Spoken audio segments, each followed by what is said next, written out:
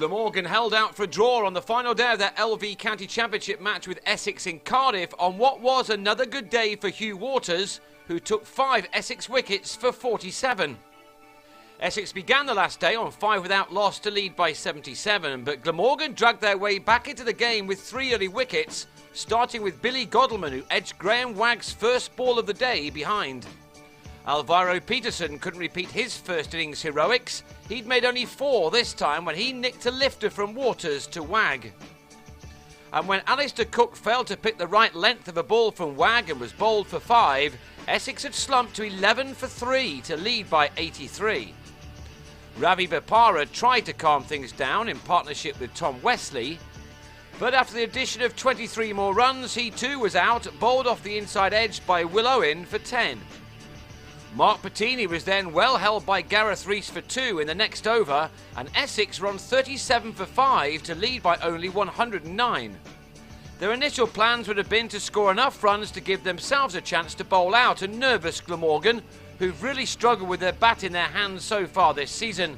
Those plans were now put on hold as Essex had to ensure that they weren't bowled out themselves. Things did get easier for them once the shine had been taken off the new ball. The recovery was led by Greg Smith and Wesley, who steadied the ship to avoid any further embarrassment for their side, who come into the last day with victory just about in their minds. Wesley made a 50. He was out for 52 when he mispulled a short ball from Waters to Rees to end an important partnership of 79. Waters was celebrating again in his next over as Smith turned him to Will Bragg at mid-wicket to depart for 36. Wagg, shortly before he broke a bone in his foot after falling while fielding off his own bowling, then had David Masters drop behind the stumps. Wagg will be out for 6 weeks. So Waters took on the extra responsibility, and he did have Masters taken behind by Mark Wallace, with Essex's lead now at 219. That was not enough to feel completely safe, so these runs from James Foster were still very useful to his team. He made 26 not out, but lost Tymel Mills just before he declared, Waters claiming his 5th wicket thanks to Jim Allenby's catch. He was on as Wagg's substitute. Foster called his side in on 166 for 9 to set Glamorgan 239 in 49 overs, and they soon found themselves in trouble when Nick James got a leading edge to a ball from Charles Willoughby and was held by Smith. Bragg followed next ball, strangled down the leg side to leave his side on 6 for 2.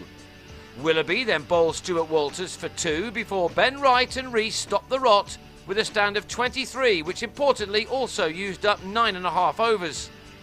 However, there were still 32 overs remaining when Wright was bowled by Masters to leave Glamorgan 4 down with only 37 runs to their name. Bearing in mind their many collapses so far this summer, there may have been some nervous tension in the home dressing room, but Rees, batting calmly, calmed everybody down as he held up his end for 2.25 hours in total. A superb diving catch by Peterson did get rid of him for 33, and it gave Willoughby his 4th wicket. 15 overs remain for Essex to claim the last 5 wickets, or 4 with Wagg in pain. Wallace edged wide of slip, and he was missed by Peterson as he tried to give Willoughby his 5th victim. Those missed half chances meant that Glamorgan made it to the finish line, with bad light also helping them out, as they finished on 99 for 5 to earn the draw and take 6 points. Essex had to make do with 8 points.